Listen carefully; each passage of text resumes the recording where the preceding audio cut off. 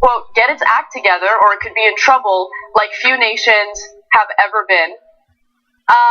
Also asked about the possibility of a preemptive strike against North Korea, Trump declined to comment, saying, we don't talk about it. But he does believe that maybe his comments regarding fire and fury geared toward North Korea wasn't tough enough. And what's interesting is, in the last 24 hours, there have been contradictions and statements that he's made in regard to North Korea, which is kind of scary. I don't know if he's really thinking things through, but he did make some statements on camera as well, and I wanted to share them with you. Let's go to the first video. Number one, I would like to denuke the world. I know that President Obama said global warming is the biggest threat. I totally disagree. I say that it's a simple one. Nuclear is our greatest threat worldwide. Not even a question, not even close. So I'd like to denuke the world. I would like Russia and the United States and China and Pakistan and many other countries that have nuclear weapons, get rid of them. But until such time as they do, we will be the most powerful nuclear nation on Earth by far. So, real quick, I like that he included the United States in that list of countries that he would like to denuke. But he said that his first order of business as president was to essentially improve our nuclear capability. So, like, literally in the same week, he went from one statement to something completely different. So this is what standard politicians do, and generally unscrupulous people. They say both things so that people can take whatever they want out of it, right? So the people who love the idea of us having nukes and maybe using them go, well, Trump said he'd use the nukes. He talked about nuclear weapons and how we have now more and better nukes, right? And people who are a little concerned about that might go, no, you guys are being unfair. He also said denuke the world. And they don't even say also. He said denuke. He wants to denuke the world. Okay? This is otherwise known as the Sam Harris strategy, where you say both things. And so then when somebody says, well, you said you might want to use nuclear weapons, you go, how dare you say that? I also said I want to denuke. Right? Right. And by the way, he says nuclear is our greatest threat. Well, then stop threatening it. You're the one who intimated earlier in the week that you would use nuclear weapons against North Korea. It's not like some other person's doing it and there's nothing you can do about it. You're the one making the threat. And you're the one who said that your first order of business as president was to improve our nuclear capabilities. So, which, by the way, that was a statement that he made this week. Anyway, so you're right, Cenk. I think that he's trying to tone down rhetoric, which is a good thing, and it's because he is getting some pushback from those on the right as well in regard to how he's treating this entire situation. They want him to be a little more careful, a little more calculated and measured when he's publicly making statements about his plans on retaliating against North Korea. There is a second video I want to share with you guys. Let's take a quick look at that. He has disrespected our country greatly. He has said things that are horrific. And with me, he's not getting away with it. He got away with it for a long time between him and his family. He's not getting away with it. It's a whole new ballgame. And he's not going to be saying those things, and he's certainly not going to be doing those things. I read about we're in Guam by August 15th. Let's see what he does with Guam. He does something in Guam, it will be an event the likes of which nobody's seen before. What will happen in North Korea? But wait a minute, Anna. He just said he wanted to denuke the world, and he's again now going back for the at least second time in this week and saying it is going to be an event like no one has ever seen before. Earlier, you referred to fire and fury like no one has ever seen before in this world. Well, we've seen nukes, so I guess this is worse than nukes because that was just atomic bombs that we dropped on Hiroshima and Nagasaki. The guy's a walking contradiction. If you think you agree with Trump, I have an important question for you. Which one? Right. And look, to be fair to him in that second video that we showed you, he said if they attack Guam, they will be met with, with retaliation. Yes, no. I get it, and you're right, and you guys all saw that for yourselves. But first of all, remember he promised a fire and fury like you've never seen before. before the Guam threat. That's what precipitated the Guam threat from North Korea.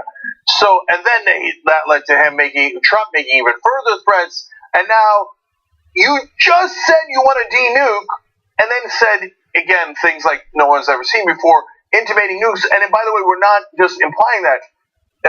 The first time he said it, the very next morning, he tweeted out, talk about nuclear weapons. To make it absolutely clear, he was, in fact, referring to nuclear weapons. Yes. So there he is again referring to nuclear weapons a sentence after he says he wants to de-nuke. Right, exactly. And if they attack Guam, we can attack them back. We don't have to use nukes. Yeah, exactly. And look, the reason why I bring that up is not to give him credit. Absolutely. The reason why this has escalated so quickly is because of the way he spoke about North Korea to begin with, and that led to North Korea threatening to attack U.S. territories. So Trump is the problem here. He needs to find a way to de-escalate the situation instead of making it worse than it needs to be. But one quick comment that I want to make about public opinion.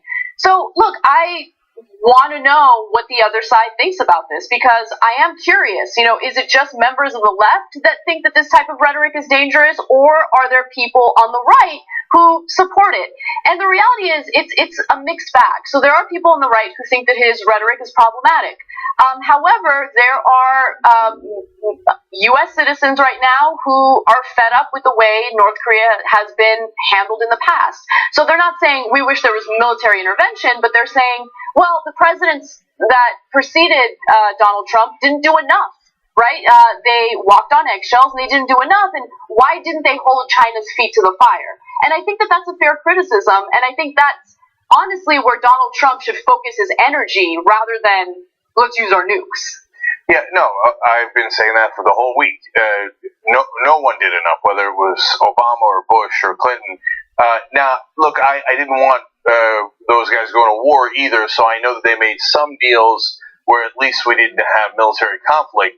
And yes, the longer you delay military conflict, the longer their development of weapons can theoretically go on. So that's the downside, perfectly aware of that, right? On the other hand, the longer you delay military conflict is the longer you don't have military conflict and might be able to avoid it by other means. God knows what a coup happens in that country. I mean, the whole population is basically imprisoned by just a handful of a dictator and a handful of his goons.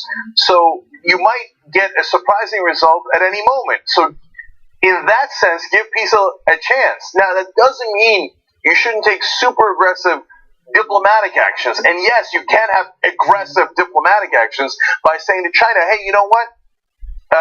Carrots and sticks. Earlier in the week, we talked about carrots for China. How about we talk about sticks? If you don't do what we're asking you to do in terms of putting pressure on North Korea, we're going to put pressure on you. That's it, tariffs. Oh, wow, I can start a trade war. Yes, but a trade war is potentially disastrous, and I don't want one, but it's better than a nuclear war. So let's use other really important, strong tools at our disposal to make sure we resolve the North Korea situation. Nobody's happy with Kim Jong-un threatening the world over and over again. But look at the wrong expectations that Trump sets. He says he won't be saying those things anymore. Well, you can't. That is a promise you couldn't possibly keep. Kim Jong-un and all of his idiot generals are filled with hubris and bombast, and for all of our lives, all these guys, including his dad and his grandfather, have been like, oh, we will destroy you, we are the greatest, you're an ant, we're a tiger, all this insane stuff. Well, now if your new threshold or line in the sand is you're not even allowed to talk, you're not allowed to say those things, well, then you're going to guarantee conflict, because that's a promise you can't keep. And finally, just before we came on air, Trump talked again about this, and every time he does, he endangers the world. He said about his tough talk and threats of nukes, etc., about North Korea, he said it's not a dare, it's a statement of fact. Oh, he's a child, man. That's the kind of thing that third graders say to one another when they're threatening each other in the schoolyard. And that's what we have. We have two man-childs here with Donald Trump and Kim Jong-un. Unfortunately, they have enormous weapons at their disposal. Right. All right, well, there's another component to the story that is insanely important. A debate has started among members of Congress as to whether or not Donald Trump should or needs to seek congressional approval to do a preemptive strike on North Korea. Now, thankfully, there are Republican members of Congress who are speaking up and saying that congressional approval is absolutely necessary. Senator Dan Sullivan, who's a Republican from Alaska, and who sits on the Armed Services Committee and comes from a state North Korea claims is within range of its missiles, said preemptive war on the Korean Peninsula would require authorization of Congress. He continues to say that Article 1 of the U.S. Constitution is very clear about that. We also have another Republican who says, I think it would be to the president's advantage to consult with Congress. It lets North Korea know we mean business. That's Representative Daniel Webster from Florida. Of course, there are Democrats who would definitely prefer congressional approval. Let's hear from one of them. We know that the president is suggesting potential use of military force. This is a conversation that needs to take place. Representative Dan Kildee from Michigan. And so the list goes on. And I'm glad that members of Congress on both sides of the aisle are now speaking up about this, because there is a potential preemptive strike against North Korea based on some of the rhetoric that we've heard from Donald Trump. But I also want to note that even though our law indicates they're supposed to get congressional approval, there have been lawmakers on the left who have violated that. So in 1973, there was the War Powers Act that essentially says, gives the president the power to wage war for 60 days before an authorization from Congress is needed. After that, if Congress says no, or if they don't get congressional approval, they have about an additional 30 days to withdraw troops. And Bill Clinton, did the bombing in Kosovo without congressional approval. Also, there was the case involving Barack Obama and his military actions in Libya.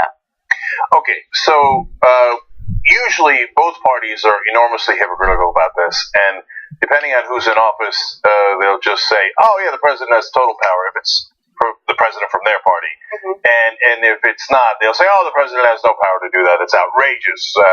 I'll read the Constitution. So what's the reality?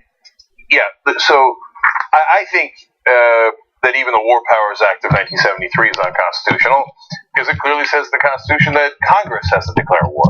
So now we've made all sorts of nonsense compromises that have nothing to do with what's written in the Constitution. If you're a judicial conservative and you believe in strict interpretation, all of this should be clearly, obviously out of bounds. And very quickly, remember, after 9/11, Congress essentially allowed presidents to go after terrorism without congressional approval, so that kind of opened the floodgates for more power concentrated in the executive branch. So I want to get back to that in one quick second, but so dropping a bomb on a country, even if it's not against the government of that country, there is no such exception in the Constitution. There's no exception for drone strikes, signature strikes, only air wars against Libya. There's no exceptions for any of this, and there's certainly not an exception for nuclear war, which is as war gets. So, going to Anna's point about the 2001 authorization for the president to act against the global war on terror, which is way too broad, Barbara Lee did a wonderful thing. She's a very progressive member of Congress, and she sits on the powerful House Appropriations Committee, and she suggested that authorization be taken away because it was from 16 years ago and it's too broad. And guess what? It passed the committee. And that's great. That's amazing. And then, of course, Republican leaders came in and killed it and took it out of the bill that they were considering. So that's, again, the Republicans being hypocrites at the leadership level. But to be fair to the Republicans, here, finally, we are beginning to break some partisan ranks. And in this case, it's the Republicans who deserve credit. For the Republican president sitting in office, some of them, not most of them, but some of them are beginning to say, maybe we should go back to what the Constitution says. Obviously, partly because they can see Trump, too. They have eyes. Right. They don't see him as a rational actor. I think that's the reason why they're speaking up, and they realize what's at stake.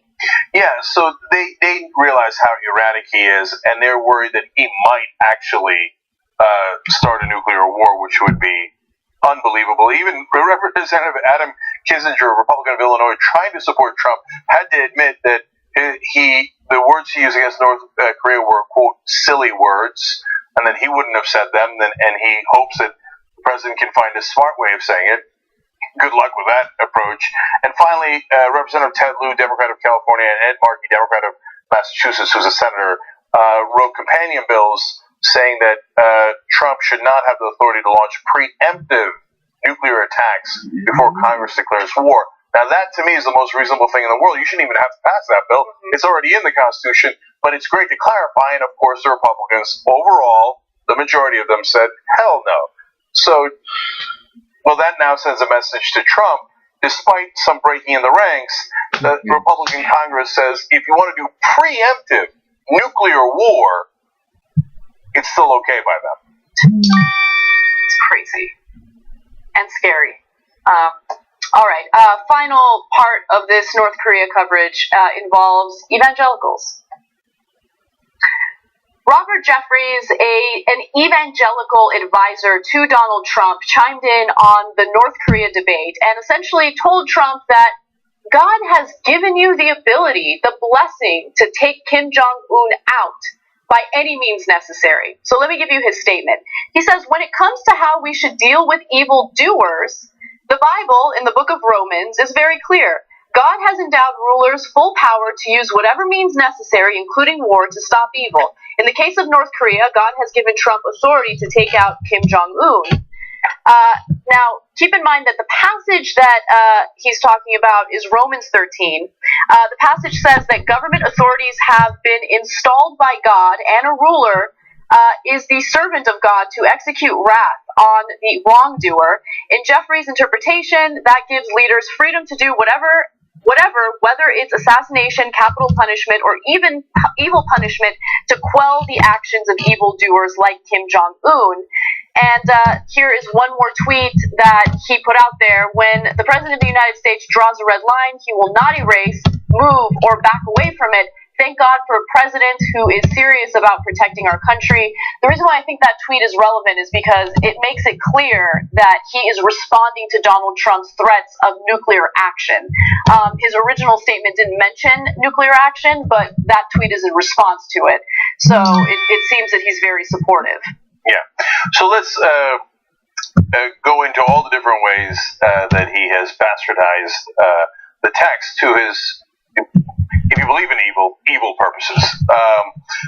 So first of all, Romans 12, the one right above Romans 13, says that you shall not repay evil with evil.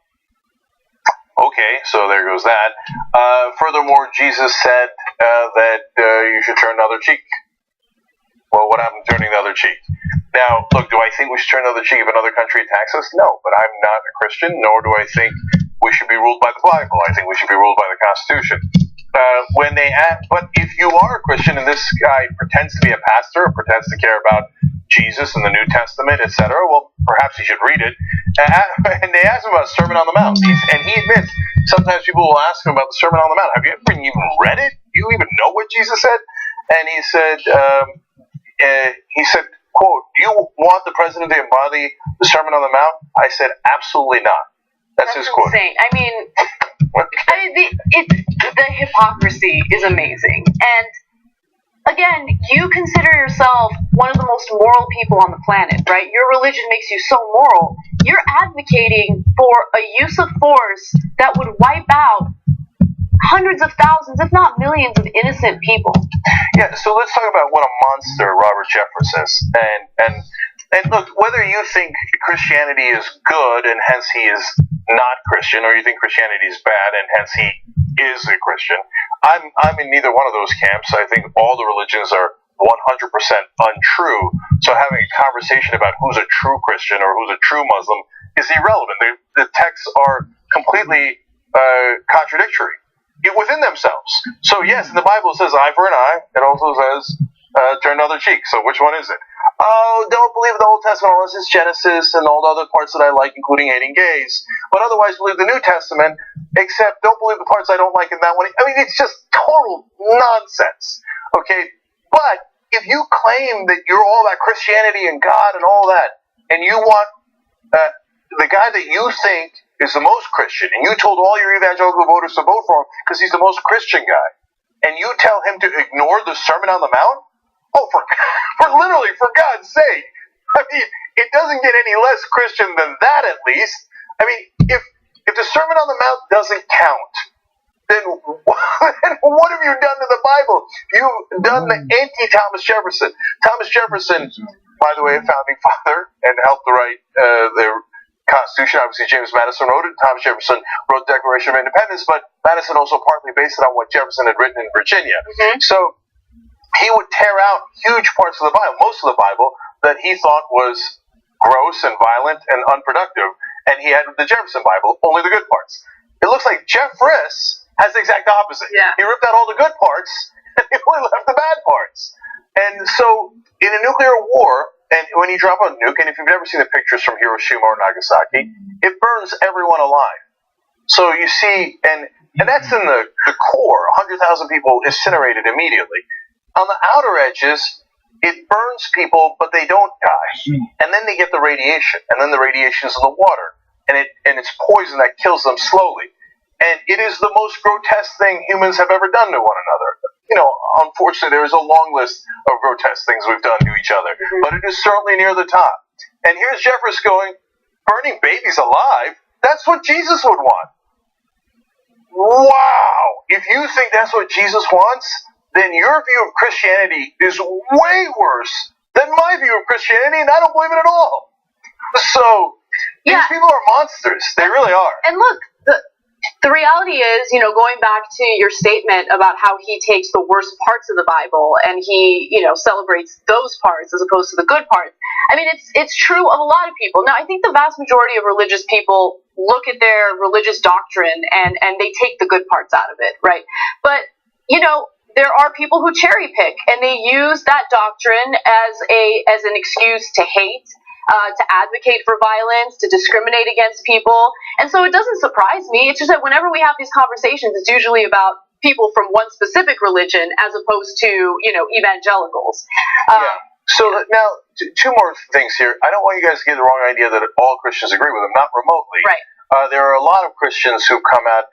There's a Catholic priest who wrote a great article in the Dallas News. Joshua Whitfield is his name. Yeah, and he's a Catholic religious leader, and he just laid into Jefferson and said he totally misunderstands the Bible, and he gave a bunch of Bible quotes, etc. Wonderful job by him. And Catholics generally oppose war, let alone nuclear war. The Pope has fought against war over and over again, including the Iraq War in earlier days. This Pope, and it's not just this Pope who was more liberal. No, even conservative popes were against the Iraq War, were against all those wars. And even on Twitter today, tons of conservative Christians, Republicans, saying that Jeffress does not represent Christianity. So I want to give you the full context. But if you're in Jeffress's camp, and that's the kind of evangelical Christianity that you believe in, well, one, you're an enormous hypocrite, so you're supporting Donald Trump, who was married 3 different times. What happened to your family values? Notoriously cheated on almost all of his wives, I believe every single one according to charges by others, right? Let alone what's in the divorce papers about what he did to his wives, let alone what he has bragged about doing to women who gave no consent. And all the time you said you cared about morality and family values, you were 100% lying. It was political cover for things that you actually wanted to do, things grotesque like this, more war, nuclear war, etc. And then finally, guys, are you kidding me? So Jefferson's main point is, that's okay, government is awesome. The government persecuted against Christians. It's all over the Bible. We should watch out for the government. And if you're a conservative, aren't you supposed to say small government? And so the Christians would be, you know, thrown to the lions by the government. And so St. Paul warned about the government. They all did, and they said it is. You want to read a quote about it? I do. Let's go to graphic 17, and this is written by Catholic pastor Joshua Whitfield that we referenced earlier. He says, for Paul, it would have been unthinkable to consider a political ruler some sort of anointed Christian prince or president waging war on behalf of believers. He saw political authority as something ordered by God rather than ordained by him. And he talks about how Paul thought that God was, his government was demonic. Now, look, I don't agree with that either, and we should be ruled by the Constitution, not the Bible. Yes. But in terms of if you actually care about what the Bible says, or the core of it is, there was Jefferson takes the one small part of the Bible where it's like, oh, I guess let government do whatever it wants, and and there's of course let's give Caesar what is his, etc. Basically, because the Christians were nonstop getting slaughtered by the governments of the time, which were pagan. It was basically saying, don't mess with the government, otherwise it'll kill you. Right. Exactly. And so, one last point that apparently so-called Pastor Jeffress never thought of. You know who was killed by the government? Jesus Christ. So the local political leader in the area murdered Jesus. And now Jeffress's idea is that's okay. The government can do things that appear to be terribly evil because it's responding to evil. And God ordained it to commit heinous acts. And that's what Christianity stands for. If you're in his camp, man, you're monstrous. And you're deeply immoral.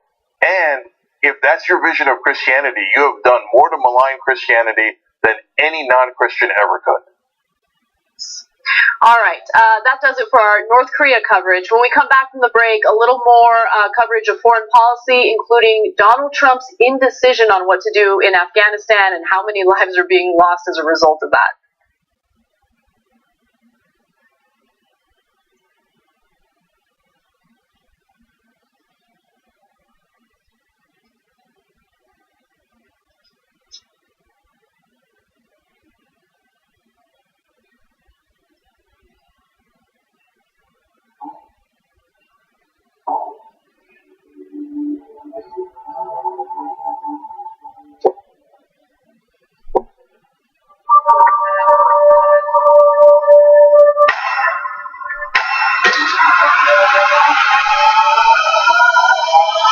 Easy for me. I started off in Brooklyn. My father gave me a small loan of $1 million. All my life, I was told no. You said I had small hands. They're not small, Muggs. I never heard that one before. I got a bunch of things to go through. No Republican would have ever voted for Bernie. He would have done worse than Hillary Clinton. I'm so miserable. All right, I'm going to stop myself. Before I say things that are offensive. If I ran for office, and that would be a trippy day, right? I'd break even more rules than Trump. If I had all the money in the world, I would enjoy that. We have a great show for you. Please answer C. Dave's is A, and the correct answer is, of course, B. You guys are the worst. Here's the story, and it's not funny. It seems just comically unfair and ridiculous. The Democratic Party just sucks right now. It just sucks because it doesn't know what it stands for. We should probably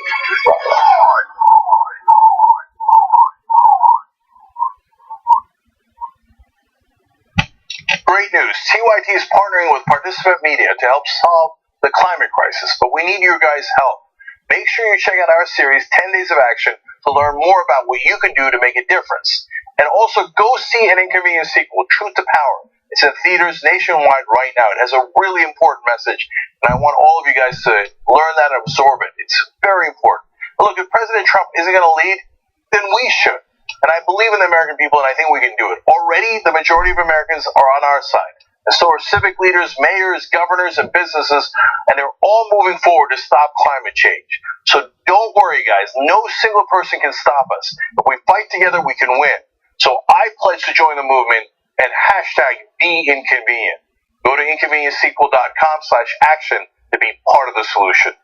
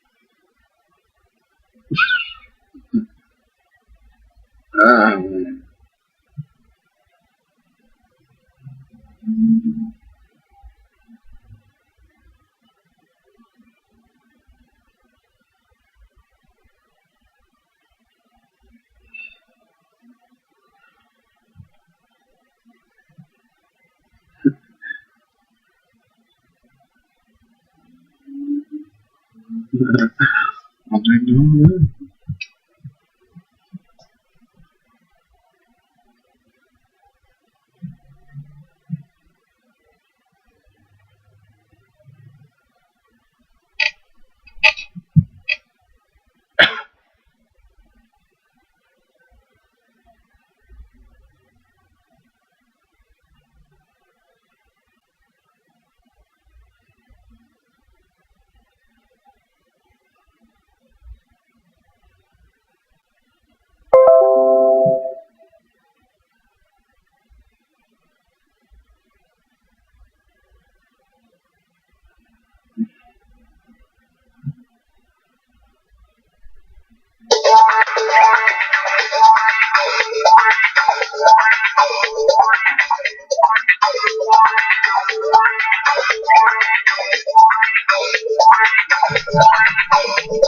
Back on TYT, Jen and Anna with you guys. Dizzy Moore wrote in on YouTube Super Chat. So if you don't know, that's where you can support the show a little bit and get your comment to us in a way that we might be able to read it, because there's like a million comments on YouTube. He wrote in, if John Ireland is going to helm a morning show, I suggest the title Coffee and Pie. That's actually super smart. That's a super smart idea, Dizzy. Can I be on that show? No. By the way, look at what I'm getting myself into. Like, anyway. Yeah. You want to be on more shows for sure? I know. Okay. Anyway, Raven Olmacher says, just wanted to say congratulations on the new investment deal. I'm proud to support such an amazing show and look forward to all the accomplishments that are sure to come. Look out, establishment. The North remembers. So, Raven, of course, you know I love that. Thank you. Mm-hmm. Now let's go to Twitter. Jess says, I'm living for Anna Kasparian being on hour one more and more. What is this? Thank you. I am Sox says, Trump can't take North Korea to court, so he over-escalates to nukes, because that is his normal go-to move. Oh, y'all sue you. Or firing people. Right. And one nation on, I said, D-nuke. Our wordsmith-in-chief strikes again. It's so true. Yeah. Just right here says, religious people giving approval of violence should always be considered a warning sign. Nothing good ever comes from it. Yeah. Has there ever been a time when a religious leader was like, okay, we're going to threaten terrible violence, and then something good came? Like the next chapter was wonderful. Yeah. No, it's never gone that way. I also wanted to read a comment that was sent to me by Jordan French, a longtime viewer of the show, who has a background in theology, so he's a bit of an expert. He says that same Romans 13 passage also says the government is right to pass taxes, and it's our Christian duty to pass them, literally, in the next verse. So. I like how Pastor Jeffress did not read Romans 12 or 14. Yeah. He just read half of Romans 13. I was like, oh, good enough. I'm done with it. Cherry picking, right? Exactly. Whatever suits his agenda. Yep. All right. Moving on to some more foreign policy. Donald Trump has been incredibly indecisive over foreign policy in regard to Afghanistan. And as a result, it seems as though terrorist organizations, including the Taliban, are now gaining more momentum in the country. So instead of approving their plan for more troops as anticipated, the president has caught his generals off guard by questioning whether the 16-year-long effort to stabilize Afghanistan is still worth it. Now, prior to this story breaking, there was a meeting that Donald Trump had with generals in mid-July. And during that meeting, he was supposed to finally come up with a decision over what to do in Afghanistan. Do we pull out our troops? Do we commit more troops on the ground? And the meeting did not end well. And as you can tell, he is still indecisive. NBC did a really great report on that meeting, so I want to show you a snippet of that. Let's take a look. Senior administration officials take NBC News inside that meeting 2 weeks ago, where the president's key advisors surrounded him, including Secretary of Defense Jim Mattis. Those sources say the president lashed out, suggesting Mattis should fire the general in charge of Afghanistan, venting, quote, "We aren't winning," influenced, it seemed, by a meeting he'd had earlier with veterans of the Afghan war. Those same sources tell NBC News some in the room were taken aback by an analogy the president made, referencing the renovation of a favorite New York restaurant led by an outside consultant, to illustrate how those on the ground might make better decisions than those at higher levels. His point was perhaps it would have been better if that owner had gone to the employees who are working in the restaurant rather than hired someone from the outside and wasted a lot of money. Those officials say the president also seemed annoyed China, not the U.S., is making money mining rare minerals in Afghanistan. Sources tell NBC News the president left the meeting without deciding on a strategy and that his advisors left stunned. By the way, in that meeting, he was reported to be particularly harsh to Mattis, and Mattis ended up leaving for a long walk so he can kind of think about things and what his next steps will be. But I think, look, this story has a lot of moving parts, but what I want you guys to pay attention to is the issue of China mining for the minerals. Trump is bitter about that. And also, he wasn't given one option. He was given a variety of options, including pulling troops out or committing more troops, and he doesn't like any of them, probably because there are some financial considerations that he wants them to take into account, and they haven't yet. So I've got a lot of mixed feelings about this, so let's talk about all the different angles. First, on the minerals, I want to be clear. He doesn't think we should get contracts to mine the minerals. He just wants to take them. That's right. And he said this during the campaign, and people thought he was exaggerating when he said, well, when we went to Iraq and we spent all that money, why didn't we just take their oil? And people thought, well, no, he's oversimplifying. That's insane. Of course we can't just take their oil. Then the whole country would be an open revolt to us, and we could never get out, right? No, now he's president. He's saying, well, they've got like $1 trillion of minerals in Afghanistan. Why don't we at least take it to pay for the war? No, that would be stealing. That would be robbing from them. And if you thought you had a bad fight in Afghanistan today, wait till you let it get a load of Afghanistan if you do that. Now, but there are plenty of things that I sympathize with Trump on here, which is rare. So, one, he's right, there are no good options in Afghanistan. Two, now let's remember, Obama took a long time to make a decision on Afghanistan, so fair is fair. Three, the generals want to push him in a certain direction, and by the way, one of the reasons why that stuff got leaked to NBC, why there's an article in Politico, is a lot of the generals in the military-industrial complex going, why won't he just do more war already? That's right. And McCain has responded to all of this by saying, Trump is being indecisive, and so I might take matters into my own hands and do what I can to commit more troops, and I'll get to some of the more detailed proposals that McCain has. But yeah, the generals want more war. John McCain, unsurprisingly, with his hawkish nature, wants more war. And so half of Trump's intentions, I would say, are good intentions because he realizes that what we've been doing has been failing. And he apparently met with real veterans from Afghanistan. Wonderful. That's the most he's ever done for veterans. That's true. I'll give more credit to Trump here. This is unprecedented, and then I'll tell you what his actual plan is, which is not good.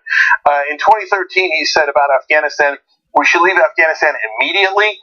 No more wasted lives. If we have to go back in, we go in hard and quick, rebuild the U.S. first. He's right about that. He should just simply do that. That is one of the options, and he can stop thinking about it and just do his original plan. And in July of this year, when he's president, so just last month, he said, we've been there now for close to 17 years, and I want to find out why we've been there for 17 years and how it's going, and what we should do in terms of additional ideas. About whether there'll be more troops there, he said, we'll see. So those instincts are good. And then his generals, and they view this to be like a positive thing, and they gave it to Politico. It's like, come on, we want more war, right? The Afghan government controls or influences only 60% of the country this summer, and they say last summer they controlled 65% of the country. So they're saying it's deteriorating, and hence we should put more troops in. But wait a minute, we've had troops there for 17 years, and you still only control 60% of the country? And you thought it was a great thing when they controlled 65% of the country? Last year? No, all of these things are disastrous. Get out, get out, get out. Now, so that's a lot of praise for Trump and the direction he seems to be going. The minerals are a good point by Anna. There's a huge counterpoint. Doesn't understand how this thing works, and basically looking for how do I get, to be fair, not Trump directly, how do we get rich off of this thing? Right. And that's the way his mind works. But much worse is that if he just wanted to get out, he could actually make that decision. He's the commander-in-chief. He can just order it and we're done with it, which is what he's been saying for all along. Why don't you just do it? Well, there's a reason why. He's thinking about privatizing the military in Afghanistan. Now, this has a couple of components. One, it takes power away from the government, and it gives it to unaccountable private mercenaries. Now, okay, number two, the guys he's thinking of hiring is led by Eric Prince, the guy who used to run Blackwater, who is the brother of Betsy DeVos, and the DeVos family is one of the top donors to Republicans in this election cycle. So, and Eric Prince is also the guy who went and met with the Russians in a secret meeting in Seychelles that we found out about a couple of months ago. Mm-hmm. So Eric Prince is helping Trump with the Russians, and his family gave more money to the Republicans than almost anyone in the country. And all of a sudden, Trump thinks, well, I don't like the option of leaving anymore. I don't like the option of putting in more troops. Mm-hmm. And he's, in other words, biding his time to introduce the option of, why don't we just give it to my friend Eric Prince and let him make billions of dollars off of it? That way the millions he gave us will be repaid by billions from taxpayers. That's right. And the mercenaries will be unaccountable, so they can do whatever the hell they want. Eric Prince wrote an article in the Wall Street Journal in May arguing for this position, and he said we should just have a viceroy. We're going back to viceroys? And by the way, not a government one. Not one accountable to our democracy, right, but a private viceroy for a mercenary army. And think about the ramifications of Blackwater, or this private organization having complete control with a lack of oversight. Now, of course, there's the cost component of that, where we're going to have to spend a ton of money paying these private contractors to handle the situation in Afghanistan. But there's also the issue of how Blackwater behaved in the past during the Bush administration. And so, look, people can deny it as much as they want, but our actions in the Middle East have only led to more instability and more hostility toward the United States. You have Blackwater-type guys back in control in a place like Afghanistan. I mean, you think they're going to treat people fairly or, in a nonviolent way? I think it's actually going to lead to even more hostility toward the United States. Yeah. It's a really bad idea. And by nonviolent, what we mean is in a way that gets the country on our side so we can, quote-unquote, liberate it and then eventually leave so taxpayers stop paying money and so that we stop losing troops and we have stability in the region. And so, look, my opinion of Trump is not very high, to say the least. But if he does the right thing and says, hey, after 17 years, this isn't working, I agree with the veterans, I agree with the libertarians, I agree with a lot of the right wing who says we should get out, the nationalists, I agree with progressives, etc., we're leaving, then I'm going to give them all the credit in the world on that issue. Okay, and I'm happy to do that, I can't wait to do that. But if they go to a mercenary army instead, and they would be paramilitary units and not subject to oversight by the United States military, and they're bragging that they're calling this the Laos option. You remember what we did with Laos during Vietnam? Did that go well? That ended in disaster. But they put it out there like, oh yeah, let's just do the same thing we did over there, as if it was a positive thing. So if he goes in this direction to enrich his donors at the expense of our democracy, let alone what might happen in Afghanistan when these mercenaries take over, it will be hideous. And just when you thought it couldn't get worse option than more military escalation in Afghanistan, he will have found an even worse option. All right, let's go back to the United States. A quick update on what's happening with health insurance. If you're relieved that members of the Senate were unable to pass a replacement plan for the Affordable Care Act, don't breathe too easy, because it turns out that next year, health insurance companies are planning on raising the prices of premiums due to the instability and uncertainty caused by Trump and members of Congress. Now, keep in mind, private industry hates uncertainty, and so they're unaware of what's going to happen. Mixed signals from President Donald Trump have created uncertainty far outside the norm and led insurers to seek higher premium increases for 2018 than would otherwise have been the case. Now, Kaiser Family Foundation did a study into this because they were curious to see what the health insurance market will look like in 2018, and unsurprisingly, the numbers aren't looking too good. So let's go to graphic 28. Kaiser researchers looked at proposed premiums for a benchmark silver plan across major metropolitan areas in 20 states and Washington, D.C.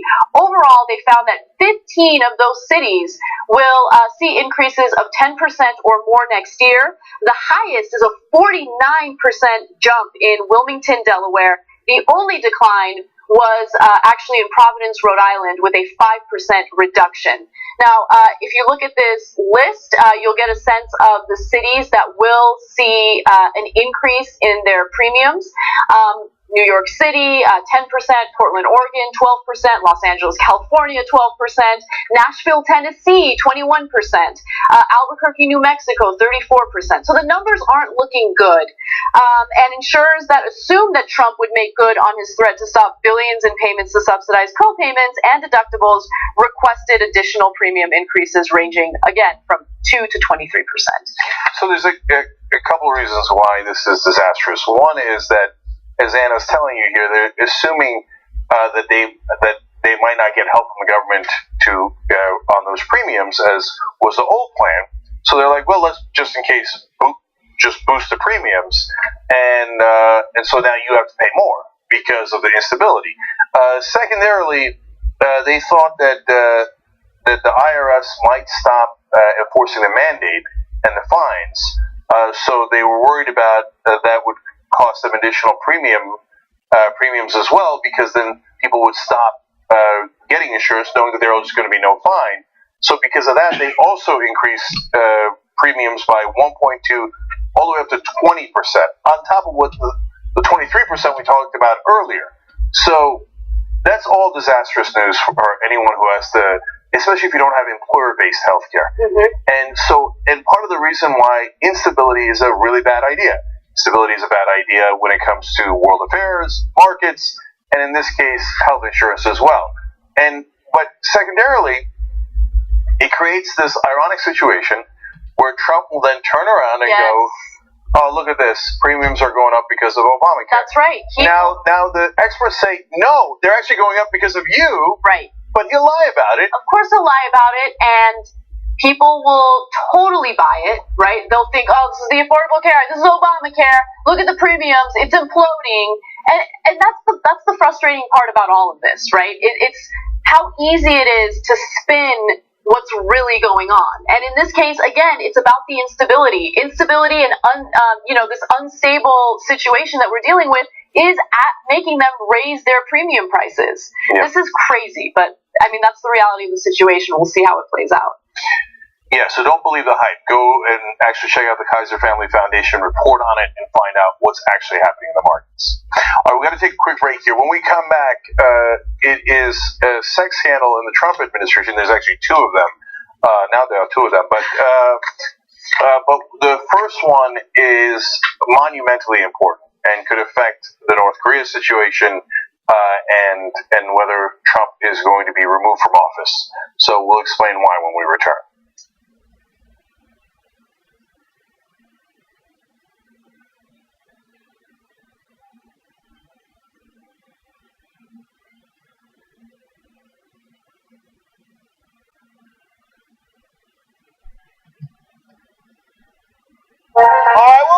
Turn special election day coverage dropping! An amazing power count. Look at this battle! We'll talk about power! It's like a smart Destiny Child. We're all too strong. We spun a revolution! Yes, another one! Aren't you excited? Wow! Some of the best writers in the country are right here on this panel with the obvious exception of John Irola. Let's also quickly discount Harry Potter fanfiction. We have elected the top Twitter troll in the country. What ran me away from Christianity was judgment and condemnation. Assaulting peaceful protesters in North Dakota, crazier than bombing Yemen, crazier than bombing Syria so much they ran out of bombs. What infuriates me is being around the country and seeing misery, corruption, and injustice everywhere. This reductive interpretation of what their motives are, what Putin's are, by these amateur experts. We don't kill our journalists, and they do.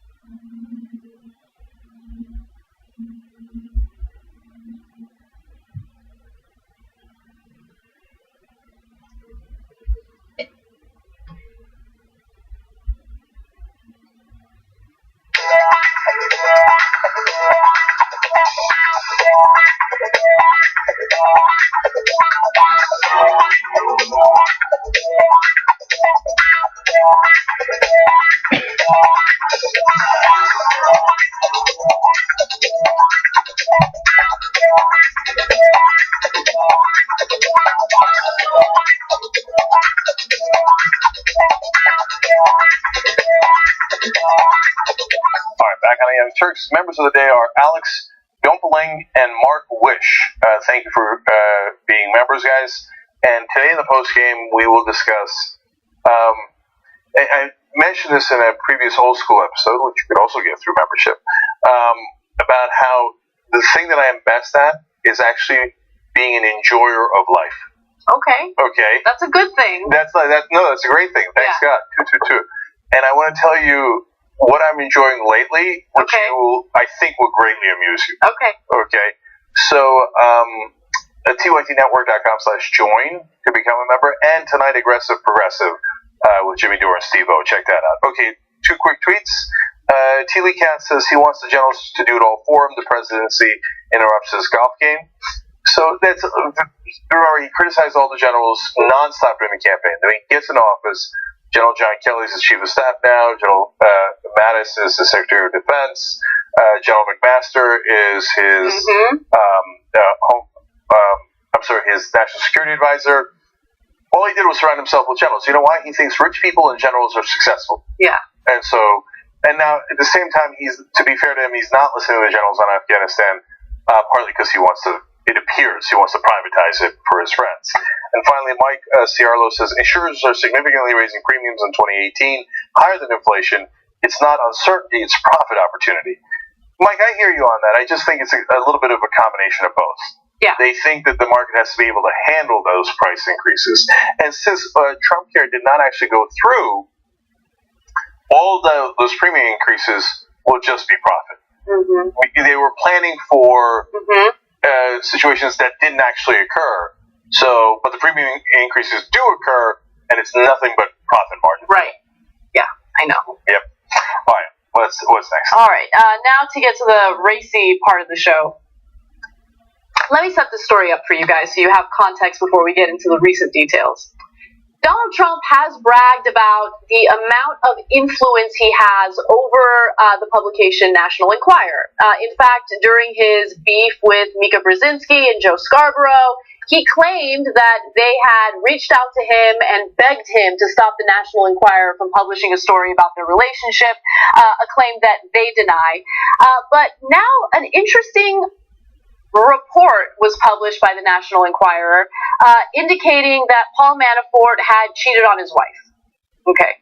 Paul Manafort worked with Trump, and this report came out literally a day after news hit headlines indicating that Manafort had his home raided by the FBI as part of this investigation into Russian collusion.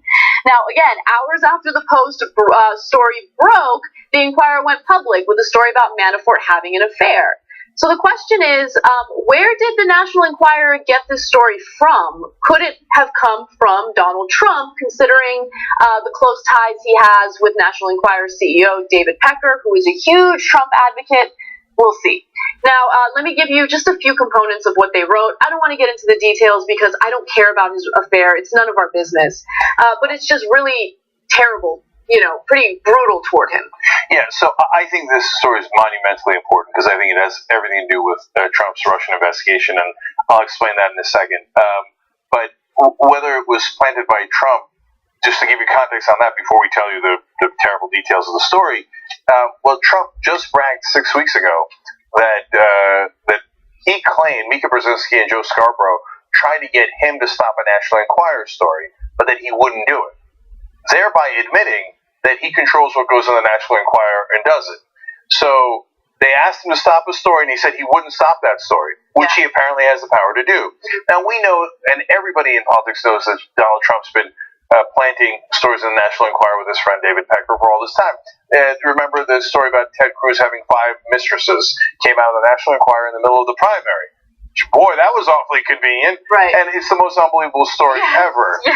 5 women would sleep with Ted Cruz? Come on. And no one would believe that. More likely to have alien babies running around. Anyway, so whenever there's a Trump opponent, Trump smears them. And by the way, National Enquirer did run the story about Mika and Joe Scarborough after Trump was having a huge fight with them. So this is how Trump goes after his opponents. Wait a minute. Paul Manafort was his campaign manager and is being investigated on the Russian ties. That means now apparently Trump is attacking Manafort. That has all the ramifications in the world. Now let's give you the details of the story because it gives you a sense of how deeply he's attacking him. Yes. So just some key components of what the National Enquirer wrote about this alleged affair. They accused him of cheating on his wife with a hottie younger than his own daughters. The National Enquirer investigation exposed a tawdry adulterer who wore his wedding ring while romping with his 33-year-old mistress in the bedroom he shares with his wife. And then here's another one. President Donald Trump has been focused on draining the swamp in Washington, D.C., which is positive, obviously, of Donald Trump. Meanwhile, one of his trusted advisors was betting another woman behind his wife's back, betraying her and his country. So a number of important things that come out of there. First of all, they are burying Manafort, saying that it's a sleazy sex scandal, as Anna quoted, tawdry affair. They later say that here's the smutty details. They bring his family into it. I mean, they went after him 100%. They left nothing left in their arsenal.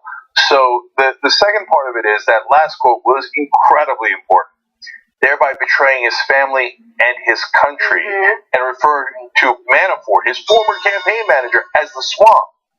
So now, first of all, just real quick on who it might be. They have sources from inside the White House. They quote them. Now, National Enquirer might make other things up, but they do have sources inside the White House. That is true.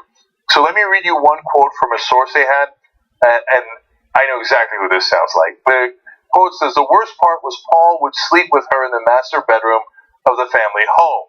He would leave his wedding ring on, too." Okay. Now, I don't know for sure, and you can make any conclusion you want out of it, but that sounds exactly like Roger Stone. See, what Roger Stone does is he will make up gratuitous details in a story to make it seem more believable and so that you can visualize it. So he has bragged about this in the past, including the famous case of Elliot Spitzer and how Roger Stone claimed he left his black socks on while having sex. Now, at the time, I thought that was a lie, and then it turns out it was, and Roger Stone bragged about it later. I did it so people could visualize it. So here we are again, master bedroom in his wife's bed with the wedding ring on. It's Stone 101. And Stone is Trump's hatchet man. Okay, so now look, that doesn't have to be true. It's okay. You can call that speculation, and we don't know it for a fact. So I'm just giving you all the context. But by far the most important part is obviously Trump allies are planting this story against Manafort, and that means there's only a couple of options. Either they have threatened Manafort earlier with this blackmail, which is Trump 101 that he referenced in the Mika and Joe story. He said, and Joe Scarborough said, I won't give in to his blackmail over the National Enquirer. So he's done this before. So he threatened Manafort, but apparently Manafort didn't listen, and hence the blackmail was actually employed. Right. That would logically mean that Manafort is cooperating with the feds. Right. So going back to the raid that was done on Manafort's home in late July, remember there was the fear that some Trump aides have in regard to the FBI using whatever evidence they have against Manafort as leverage to get Manafort to speak up about what's going on with Trump and collusion with Russia. And so there's definitely fear coming from the Trump camp. And now this story gets published literally the next day after we find out about that raid on Manafort's home. I mean, look, again, a lot of what we're saying right now doesn't have hardcore evidence behind it. It is speculation. But I mean, you put all the dots together and it just makes sense. Yeah, but by the way, guys, look, just because you don't have the internal memos from the FBI doesn't mean that it's like, it's not true. It means I don't have the smoking gun, but Robert Mueller might. And if you can't use logic, okay, then we should stop analyzing any news story. Right. And look, the logic of this is Trump against Manafort. Manafort has info about his campaign. They're investigating Manafort for connections to Russia. They're investigating Trump for connections to Russia. We find out that they have Manafort's hardware. So, look, there's another possibility. They think, okay, we're going to make Manafort the scapegoat. We're going to say, oh, it wasn't us. Oh, he did a deal with the Russians? Oh, well, the president didn't know anything about that? I can't believe Manafort betrayed his country. Okay, good luck with that strategy. Because if Manafort has the evidence and he's given it to the feds, you're screwed. And by the way, I want to go back to graphic 38 real quick, because just the wording means everything. The way that this paragraph is constructed, President Trump has been focused on draining the swamp in Washington, D.C. Meanwhile, one of his trusted advisors was betting another woman behind his wife's back, betraying her and his country. I feel like that's Trump 101. Of course. No, look, if you don't think that was Trump that planned the story, you don't know anything about politics, and you want to purposely be blind to what Trump has done over and over again with this exact publication. That's fine. I don't care if you believe it, because there are actual realities, and they're going after Manafort because they know what happened, right? So this is potentially disastrous news for Donald Trump and wonderful news for the rest of the world. So if Manafort has begun to cooperate with the special counsel, tick, tick, tick, tick, tick, tick, tick, tick, it's only a matter of time before Trump goes down. So now we're in a race against time. Can Mueller conclude that investigation with maybe with evidence from Manafort, which could be absolutely critical, before Donald Trump uses any nukes? I'm not kidding. I'm being dead serious about this. Because he keeps threatening nukes, and if you think that he wouldn't do something that stupid or crazy or immoral, you don't know Donald Trump at all. So if it turns out he knows that there's an investigation coming to get him, his popularity is down to 33% and dropping, and he doesn't understand the severity of nuclear war, and he thinks, what, we have more nukes than them, we'll win. And he keeps saying things like that over and over again. And he is convinced that it would help him rally the country. If you're sure that Donald Trump wouldn't do it, I don't know what you would base that on. Even Donald Trump doesn't know what he's going to do. So it's a race against the clock. So Mueller, go, go, go.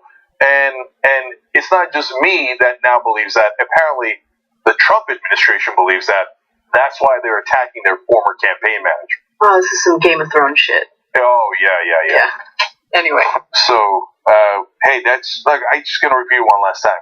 It's great news that they're attacking Manafort. That means they think Manafort is working with the feds against Trump. Great. Okay? Yep. All right, one final story for you in the first hour. Former Trump staffers Jason Miller and A.J. Delgado have now parented what's being referred to as a love child. All right. So, amazing family values individuals there who apparently had this affair during Trump's campaign.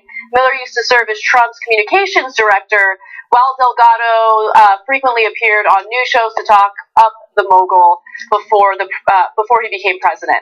Now, the reason why this is making headlines right now is AJ Delgado is basically going on this Twitter rant in response to a Page 6 article where Jason Miller says that he and his wife are excited and welcome this new baby into their lives and into their family. And Delgado didn't take too kindly to that, because apparently after she told Miller that she was pregnant, he cut off communication. They only communicate through lawyers. So let me give you a little taste of what Delgado has to say on Twitter. Dear friends, beyond thrilled to share with you that I'm now a proud mother of a beautiful son, William, born July 10th. That was the announcement that she made for her new baby. Now, Jason Miller told Page 6. Well, that's what Delgado says. We don't know that Jason Miller was the source for Page 6. Although they quote him, so it's a pretty good guess. Right, okay. So he says, my wife and I, along with our 2 daughters, are excited to welcome William into the world and into our family, and we appreciate the well wishes we've received from so many. Now, Delgado was not happy about that. She says, oh, wow, just reading the Page 6 article, so much wrong in it, I don't know where to begin. Love how Page 6 article implies it was a Vegas love child. No. The father and I were dating for 2 months. He was separated from his wife, he said, and had been since June. And I'm not sure what Jason means that he and his wife are excited to welcome Will. Really? News to me. Let me shut up before I say more. She did say more. She says, wasn't my choice to discuss this, but since Jason went to Page 6, something she's assuming, I now have to share. Story to McKay Coppins. Stay tuned. Okay. So let me just back up, give you complete context on this, and why I think it has some relevance. So, number one, Delgado threw Miller under a bus earlier, and I think a lot of people would say rightfully so. I think there are no good guys in this story, with a great exception of Jason Miller's wife, who's an American hero for giving him, I guess, and of her choice and whatever she wanted to do, everybody would understand. And then welcoming the young child into the family. It's unbelievably gracious and magnanimous of her. But now let's talk about the bad guys. So, people didn't know about the affair. All of a sudden there's leaks about how Delgado and Miller were at a strip club in Vegas before the last presidential debate. Hence the reference to the Vegas love child. Delgado says it was conceived somewhere else. Who cares? Okay, no one cares where it was conceived. But they obviously had an affair. That's the relevant part here. And Delgado starts leaking about the affair back then. So Jason Miller wants to be White House communications advisor. And Delgado starts saying he should resign immediately. People are like, whoa, why is a Trump surrogate saying that this Trump top aide, and he was a communications lead for the campaign, should resign? And then he does resign. So they obviously had an affair. He's married. Party of family values. They got 81% of the evangelical vote. So evangelicals just admitted, you love tawdry sex, you love illicit affairs, you love divorces, you love all the things that are not in the Bible, because Trump got divorced twice, has been married 3 times, cheated on all of his wives. Almost all of his advisors are now, Miller apparently in this affair, Delgado in the affair, story in the National Enquirer probably planted by Trump that Manafort had an affair. Affair. Evangelicals just confess, you never cared about sex outside of marriage. You never cared about it. All you cared about was your politics for other reasons. It was always a political prop for you, and I think that's the core of the story. So now, finally, Delgado says that stuff. Miller gets fired, basically, and steps away from the Trump administration. I don't know why Delgado thinks she's on such a moral high ground. Right. Can I comment on that quickly? Yeah. Look, I know that, let's say 2 people are engaged in an extramarital affair with one individual being married, the other not being married. I know that, the blame is placed on the person who is married. They shouldn't be cheating on their significant other.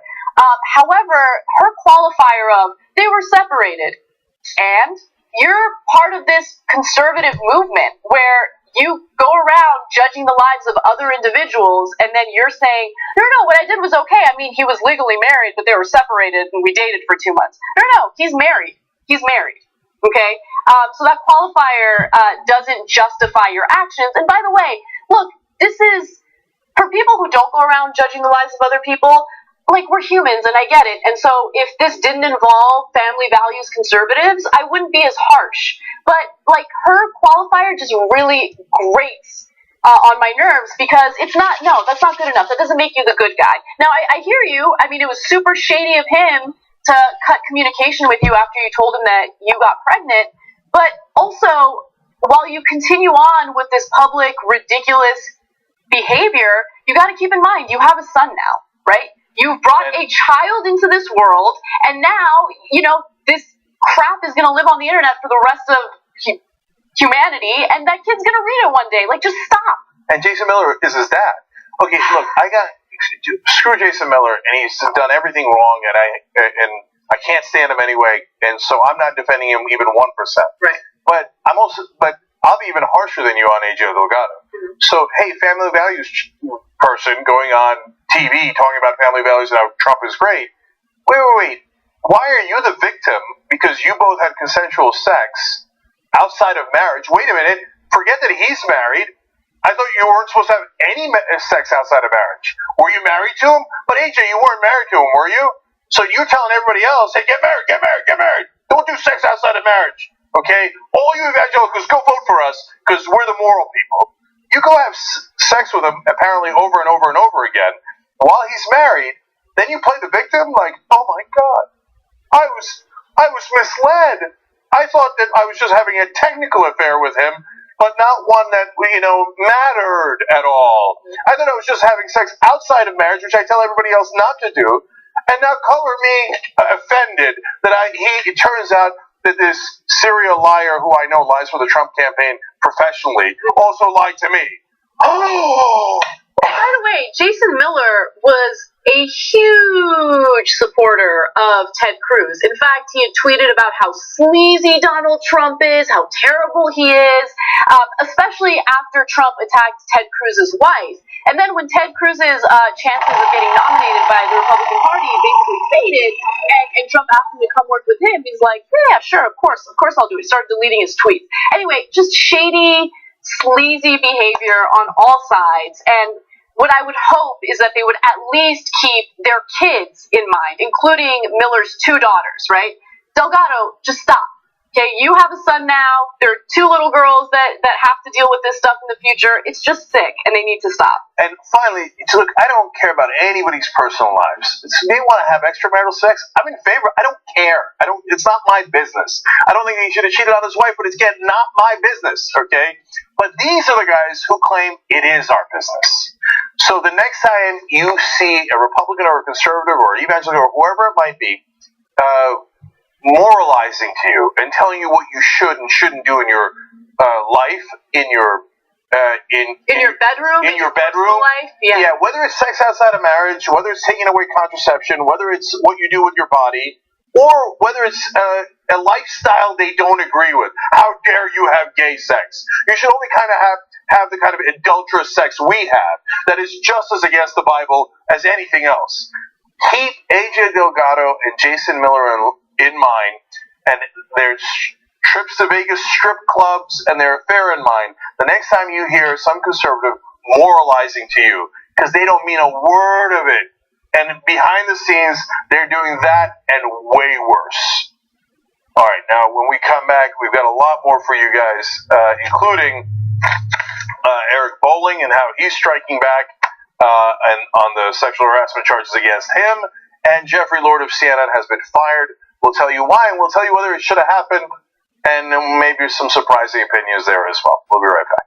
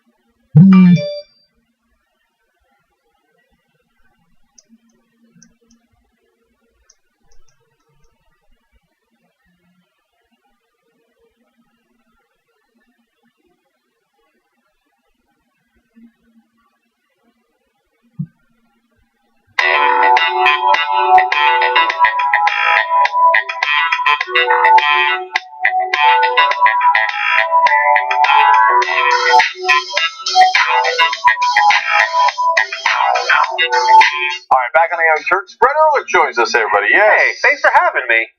Thanks for being here, Brett. And Jankinana with you as well. Unregistered Chicano has a great point, speaking of Game of Thrones. He says, "Welcome to the world, William Snow." I kind of feel bad saying that. It's not the kid's fault, but he could be the king of the North one day. Derpolotimus says, "Fake news, no hotties going for Manafort." Well, look, man. Look, I don't even know if Manafort had an affair. The whole thing could be made up. I don't care. But yes, powerful men, whether they're hotties or not, are women, especially conservative women. I want to talk about that briefly in the post game. Okay. Okay? I have a personal story to share with that. Oh, wait. Yeah. Now all of a sudden that sounds a lot of fun. Yeah. TYTnetwork.com/join. Okay. Jordan Baraldo says, article said Manafort betrayed his country to discredit him in any future public testimony. Yes, and it's such a poor strategy. That's not going to work. You think some juror read the National Enquirer is not going to talk about that, is going to pretend to be impartial, and then come back later and be like, oh my God, he betrayed his wife. I don't trust him. It's just such an old school, terrible strategy. And basically what it tells the whole country is, we did it, and Manafort knows we did it, so now we're trying to bury him. And finally, Lucy First says, Manafort is going to roll over on everybody. #lock them up. Oh, one thing I forgot to mention in that whole drama, where I think it sounded like Roger Stone, who was a source for the National Enquirer story. Roger Stone and Paul Manafort used to be partners. Mm-hmm. They were lobbyists together. Yeah, so look, another thing that I love about this story is, look, you guys all made your bed.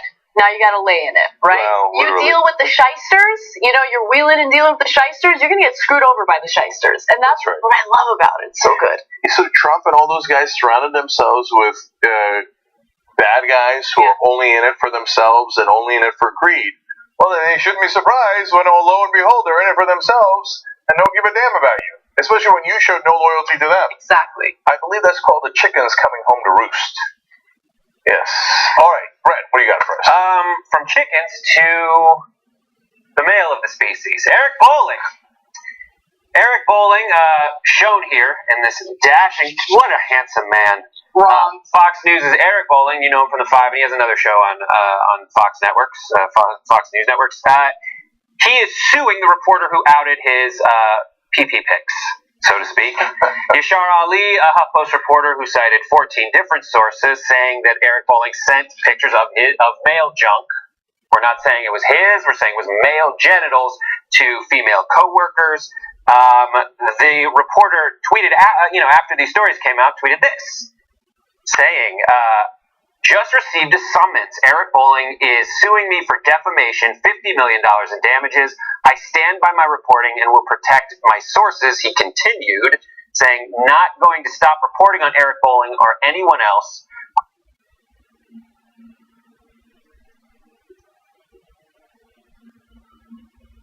Against these false smear attacks. Thank you for your continued support.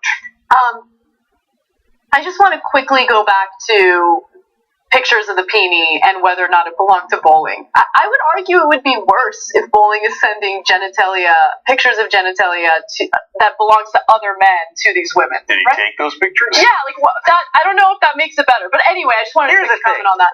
Wouldn't you find Eric Bolling, big guy, might not have an equally big whatever. Maybe he wants to impress these coworkers with a gentlemanly dick pic. So maybe he goes online and he searches for bigger ones and sends them and passes them off as his own. It is definitely worse. I think it would be hilarious. Also, maybe he could deny later that they were his if a Michael Jackson genitalia investigation were to take place. So we should do a poll on this. What's worse, if he sent a picture of his own penis, was embarrassed by his own penis and had to search the internet for a larger one, presumably, or if he went to a coworker or a friend and was like, "Can I borrow yours?" I mean, wow. What size shoe do you wear? Oh, okay, come over here. 16? Here's who he didn't go, Trump. Anyway, okay. So now look, if Eric Bolling is serious and thinks that Yashar Ali made up 14 sources, have at it, Hoss. He'll see you in court. And from my point of view, I mean, I'm not Ali, but I would look forward to it because then we might get to find out the 14 sources, right. And they might get to tell you a lot more details.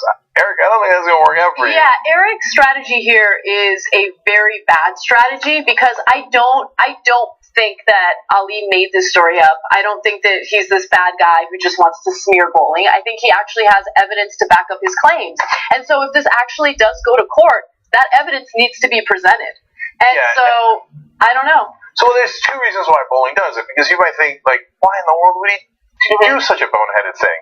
Well, he's the guy who sent the pictures, allegedly, in the first place. All right, so one is a Trump move. You use the threats of giant lawsuits to intimidate people. That's right. So now, he didn't sue him yet. He's just threatening to sue him. And, for example, Trump, during the campaign, threatened to sue the New York Times. He never actually did it. And by the way, it's the same lawyer that Trump used to threaten the New York Times with a lawsuit is the lawyer that Bolling is using to threaten Yashar Ali with a lawsuit. And by the way, they're not threatening Huffington Post that published the story. They're only threatening the writers because they think Huffington Post is a giant company and they have some power. They have the resources to fight back, whereas we might be able to intimidate this young reporter, right? It's such a classic scummy Trump kind of move. And so it doesn't mean that he's actually going to go through with it, because you might want to try to intimidate him out of it. Oh, that didn't work. Yeah, never mind about that lawsuit. Yeah, absolutely. That's got to be what it is. This guy, the reporter, is just, I love the response, just being like, I've seen worse. I've seen worse in my life than Eric Bolling trying to sue me for $50 million. And that's absolutely right. Not going after HuffPo, absolutely intimidation tactic. Yeah, and in Yashar Ali's case, he's definitely seen worse because he probably saw the pictures. Yeah, apparently it happened several years ago, but multiple times to multiple people over a course of time. But anyway, all this is alleged. Eric, if you really want to prove your case, have at it, Hoss. Go to court and show that it isn't your penis. There you go. I can't wait. But by the way, even if it isn't his penis, sending unsolicited dick pics to your colleagues is not right. You're not allowed to do it. Doesn't matter if it's his junk or someone else's junk. And to be fair to Eric Bolling, he's claiming that none of this happened. Right. Right. Oh, by the way, I'm actually being overly generous to Eric Bolling. He never said that. He just said he's going to clear his name and that this is outrageous. Right. He never said he didn't do it. I checked all of his denials. Never once did his lawyer or himself say he didn't do it. So he's been suspended pending the investigation. So is Fox getting better at this kind of stuff?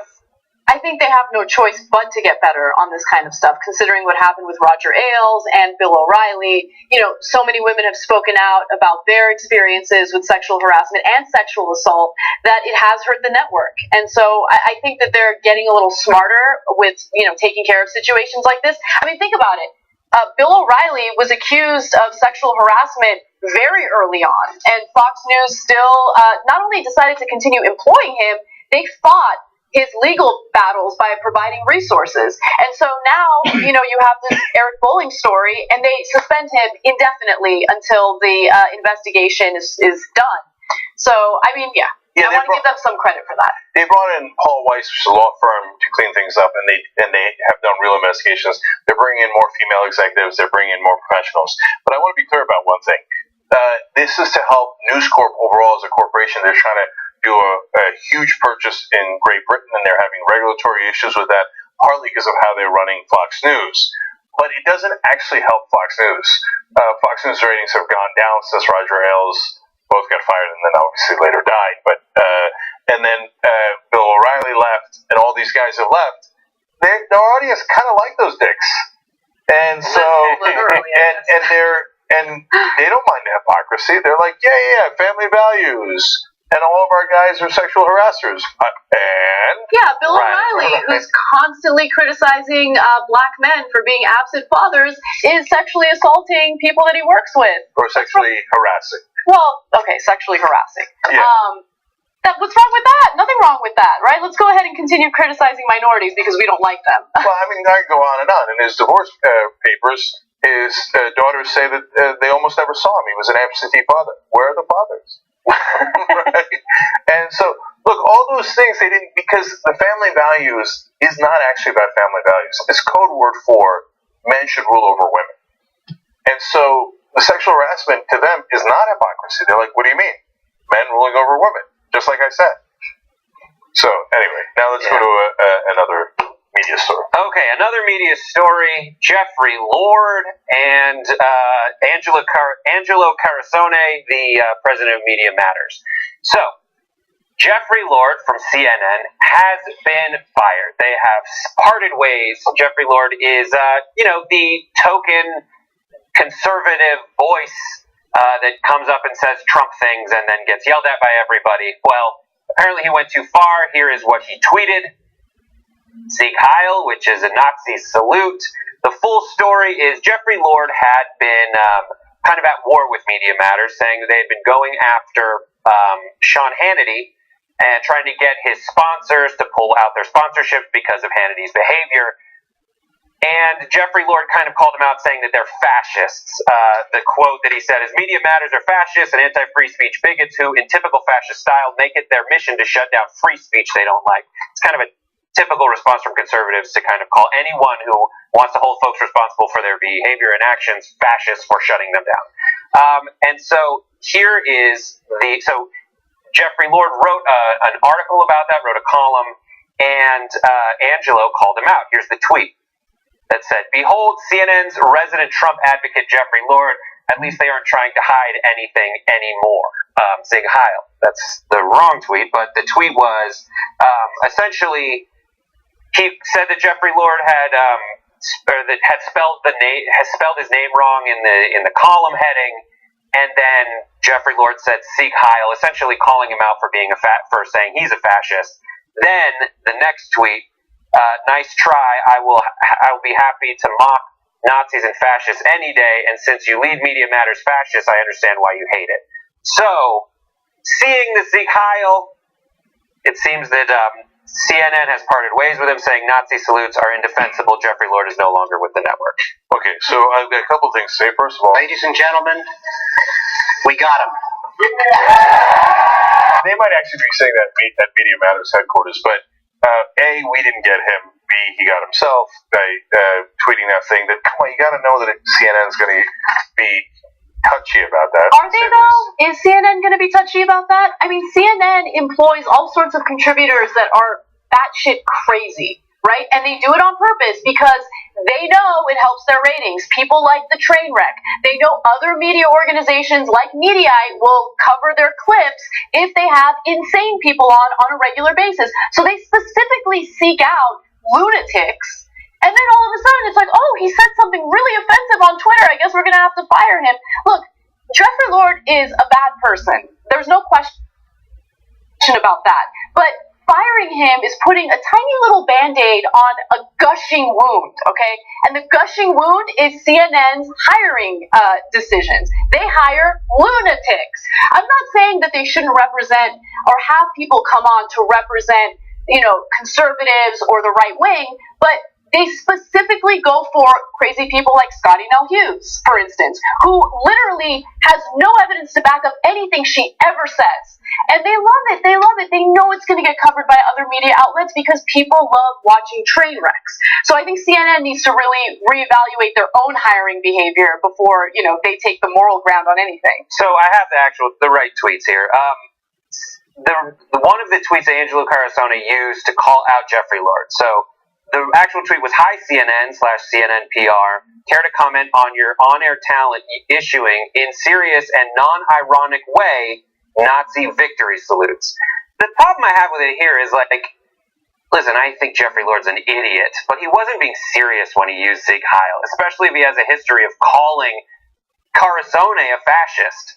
It's consistent that he's using the Sieg Heil to mock Carasone for, quote, shutting him down. Even though I don't buy into that whole argument, I think it's stupid when people say, oh, the left is trying to muzzle us because they're fascists.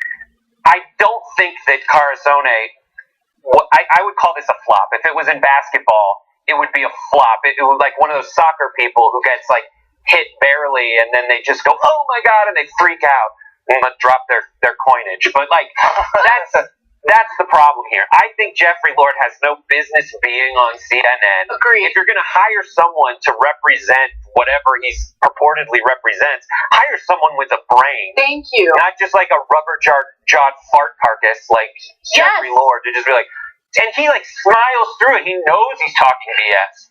He knows he's just signaling what he's supposed to do, collects his check, and goes home. Yes, and that's what I'm saying. And again, understand, I get what CNN wants to do, right? They're obsessed with pretending like both sides are equal in every situation, and they want to present all perspectives. But presenting the right-wing perspective doesn't mean that you have to have lunatics on your show. And that's what they do, and I think they do that on purpose. They don't want reasonable discussions. Yeah. So first of all, let me be clear. Jeffrey Lord should not have been fired. Not for this. So I agree completely with Brett that he wasn't saying Sieg Heil in a positive way. He was saying Sieg Heil to Media Matters, accusing them of being fascist. He wasn't saying oh, I like Sieg Heil as a thing. He was using it as an insult against Media Matters. So to fire him based on no context, I think is wrong. And so, what you missed that he was calling them fascist? He wasn't. They're making it seem like he was proudly fascist. He might be fascist for other reasons, and we can all get into name calling. But in this case, he was using it as an insult. So, this is what drives people crazy about the establishment media, right? So they have these nonsense rules. So I also agree with Anna. He should have never been hired in the first place. It's not to say you shouldn't have Trump advocates, but good luck trying to find a sane one that doesn't consistently throw out fabrications. But look, they have 12 other conservatives on air. It's not like he's the only conservative on air. And a lot of them are Trump advocates, and some of them are Republicans who are against Trump. So they've got the whole range. So now basically, this is probably CNN going, all right, we can let go of this one because we've got 12 others now, right? But look, the standard isn't don't hire conservatives. The standard is monitor what you guys are saying, your contributors are saying on air, and if they're saying things that aren't true, you have an obligation to your audience to explain that they're not true.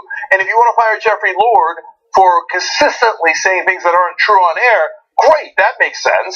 Or give him a warning about that, talk to your audience about it, have a discussion over it, and maybe you shouldn't hire a lunatic in the first place, etc., etc. And if you can't find a sane Trump advocate, that might also tell you something. Right. Okay? But firing him over this makes no sense. It's like an arbitrary thing of, oh, you said a word that you shouldn't say, even though it's in a completely different context. Don't care. Third rail, you're fired. So they're wrong on every front here. Yes. And I can't believe they got me to defend Jeffrey Lord right? in any way, shape, or form. I know, exactly. And every so often, you'll get a headline about how frustrated Anderson Cooper was with the discussion on his show, or how frustrated Don Lemon was with, one of these lunatics making the comments that they typically make on his show. But where were you during the production of your own program? You signed off on it. It's not like you don't know who these people are. I think a lot of it with the 24-hour news cycle is just laziness and who's around. Who can we rely on to be there because I got 60 minutes and I got to fill it.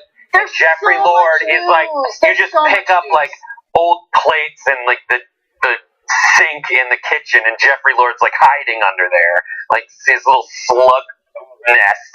It's like, Jeffrey, are you in there? Come out and speak on Don Lemon show. He's like, all right. Yeah, look, and bottom line is, they hired him to be toxic. Yeah. Because it adds to their soap opera. Yes. So don't pretend that you're now all of a sudden outraged that he's toxic. That's what you hired him for. I think they also are looking around to see what people think of them. They always want to. You always hear Zucker being like, we're making that show and we're doing it for ratings and we want to have that conversation. But they hear it. They watch SNL. They see the satire. They see everyone calling them out for all these things. And then this happens and they're like, I guess I don't know. This is my chance to make it up for them. Brett's exactly right. This is a calibration on CNN's part.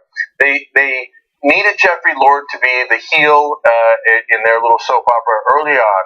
They now have plenty of other cast of characters, so they're taking too much heat for this particular nut job. So they were looking for a moment, and they're like, good enough. Okay, you said the magic wrong words, you're gone. But now it just looks like the Jews run the media, and as soon as you say anything, even if it's satirically sound, they fire you because there's off-limits words. I hate that. I hadn't even thought of that, Brett. That's such a good point. Now it's going to allow the right wing to say, you see that?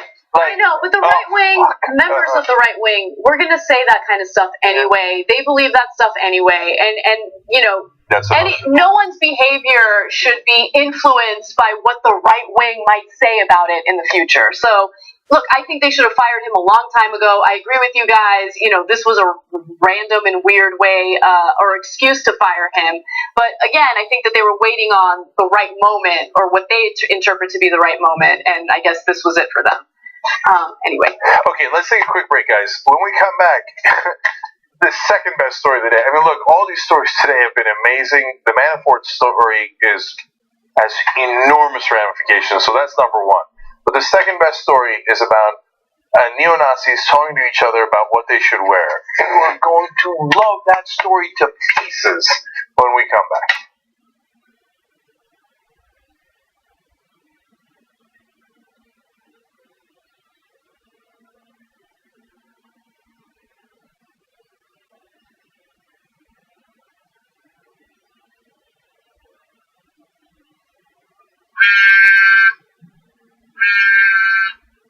Hey, Jen, what's up? Aaron, I forgot my email password. What is it? EASSWORD. Welcome back to TYT Sports. Jason and Francis here. This is where everybody has to listen.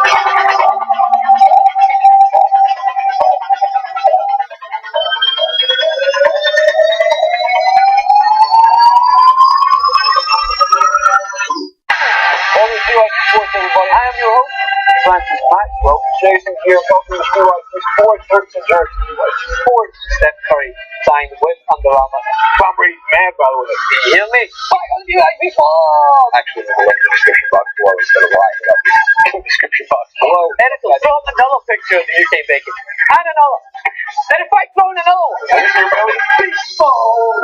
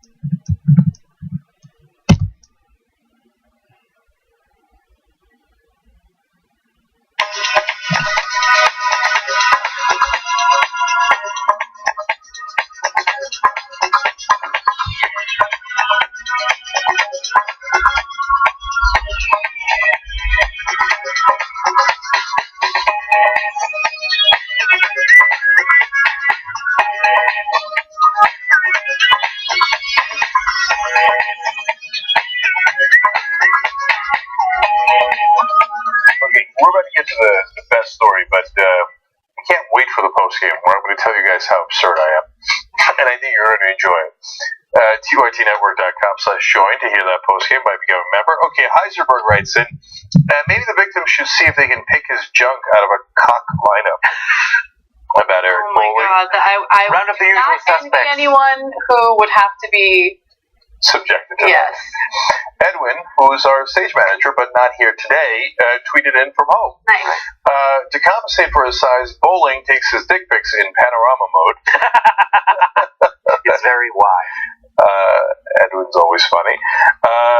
Mark Tosiello writes in, Anna Kasparian is right. For instance, tonight, Bill O'Reilly's on CNN. Yeah. Yeah, right. Jeffrey Lord, you're fired. That's unacceptable. Now let's invite Bill O'Reilly up. The old Lewandowski scoop. By the way, O'Reilly is launching an online show, and so are they giving him a platform to, talk about his new venture? I don't know. Yeah, of course he's going to promote it. Of course he is. So, anyway, Bill, you'd like to compete online? Come and see. Coffee Confessor writes in, rubber-jawed fart carcass is my new favorite insult. Take it. Okay. Brett Ehrlich is here to serve. All right, what's next? Okay, Extreme Makeover Nazi Edition, huh? So, this Saturday in Charlottesville, Virginia, a bunch of alt-righters are coming together for what's called Unite the Right. It is a convention of sorts. Everybody's going to have a big party, but you might be wondering, if you're going to attend, what do you wear? Well, Andrew Anglin, the editor and creator of the Daily Stormer, named after the Nazi-era tabloid Die Strömer, or the Stormer, wrote a couple guidelines for what people should wear. Here's one, and I want reactions after each. The worst.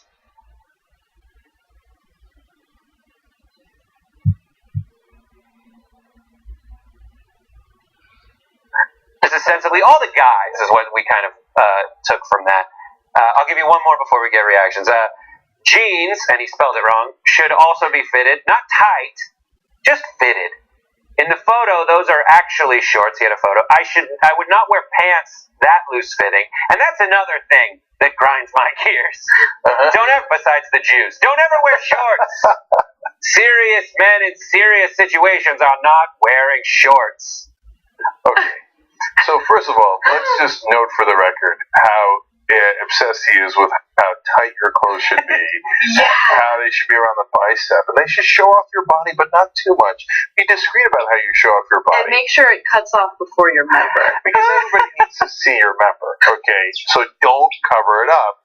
But remember, I don't like the Jews, the gays, or anyone else. Okay, if you say so. I love it so much. It's so good. And it gets even more absurd. And I'm sure we're going to get to those details. But real quickly, when I first read the headline for this story, I thought, oh, this is actually a pretty smart tactic. Because, remember back in the day when the KKK looked like clowns with their white robes and everything, people didn't take them seriously. And so they made a concerted effort to change their appearance to seem more respectable. And so I thought maybe that's where he was going with this, but no, it just seems like, he has this weird arbitrary dress code about the tightness of clothing, and he gets into weight issues later. Yeah, the headline to which he's referring is a Vice article reporting on this saying, neo-Nazi to troll army.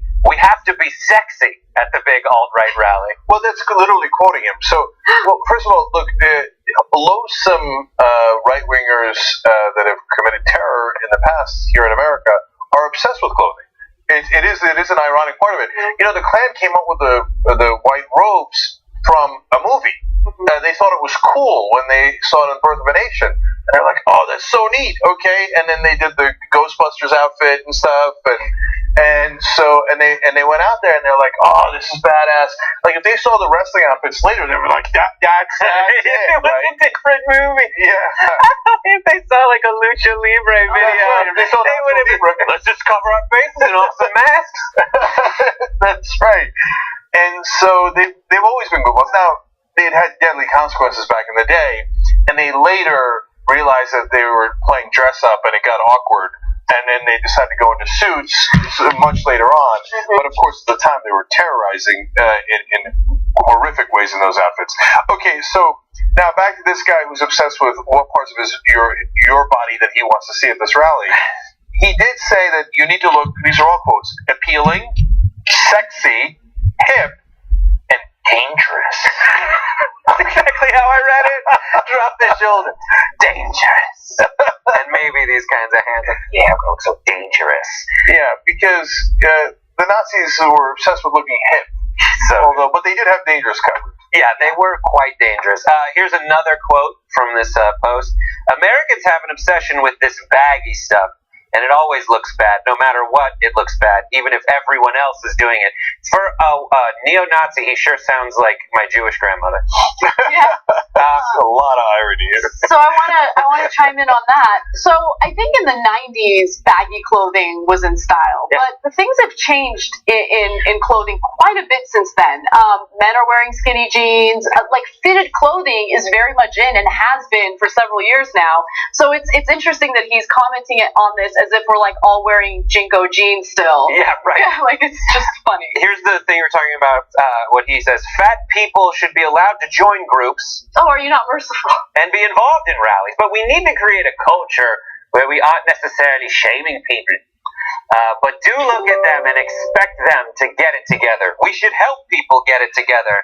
I'm working on my biggest diet guide ever, which I think will help the overweight and skinny alike, even if they've minimal time for exercise.